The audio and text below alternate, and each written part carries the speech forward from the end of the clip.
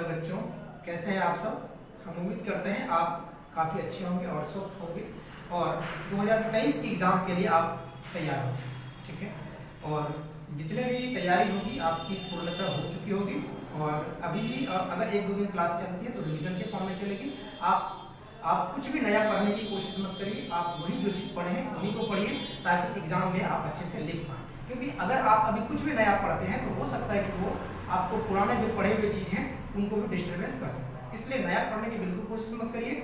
अगर पढ़िए तभी जब आपकी कंप्लीट प्रीवियस जो है क्वेश्चंस या फिर एमसीक्यू या फिर जितने भी थ्योरी हैं अगर वो कंप्लीट है तभी आप जा करके कुछ नया पढ़ने की कोशिश करिए। अन्यथा जिनका भी कोई भी सब्जेक्ट कोई भी टॉपिक क्लियर नहीं है तो प्लीज़ उनको जाकर क्लियर करिए। और हम सर लोग जो हैं जो भी ऑनलाइन क्लास कराते हैं तो उनमें क्या होंगे अभी रिवीजन करवाए जाएंगे। आप बिल्कुल जुड़िए, अगर आपके पास टाइम हो तभी। जरूरी नहीं अगर आप स्टडी करें तो उनको छोड़कर जुड़िए, ये बिल्कुल भी जरूरी नहीं है।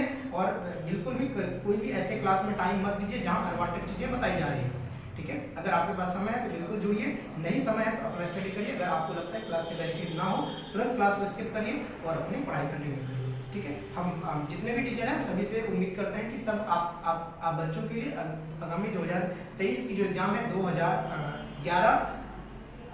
14 मार्च से 14 मार्च से जो एग्जाम होने वाली है, 14 फरवरी से बच्चों 14 फरवरी को जो एग्जाम होने वाली है 2023 की मैट्रिकुलेशन की 22-23 जो सेशन है और उनके अच्छे भविष्य के लिए हम सारे टीचर कामना करते हैं। आपका एग्जाम बिल्कुल अच्छा जाएगा, कोई दिक्कत की बात नहीं होगी। और एक सबसे जरूरी बात कि अगर आपको लास्ट टाइम में कोई क्वेश्चन मिलता है कि ऑब्जेक्टिव के क्वेश्चन आ गया या फिर सब्जेक्टिव क्वेश्चन आ गया तो प्लीज़ इनसे दूर रहिएगा। ये तभी सक्सेसफुल हो सकते हैं जब आप क्या करें कि आपको अपनी पढ़ाई अच्छी हो।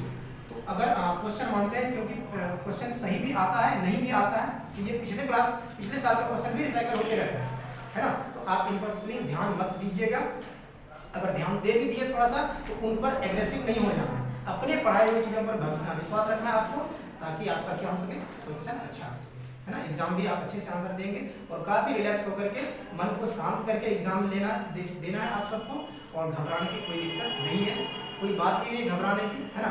तुम हो तो घबराने की बात थोड़ी है। और कहते हैं ना कि तुम हो तो घबराने की बात थोड़ी है, यहाँ हम कह रहे हैं कि हम हैं तो घबराने की बात थोड़ी है। जरा सी बूंदाबांदी है, ये बहुत बरसात थोड़ी है।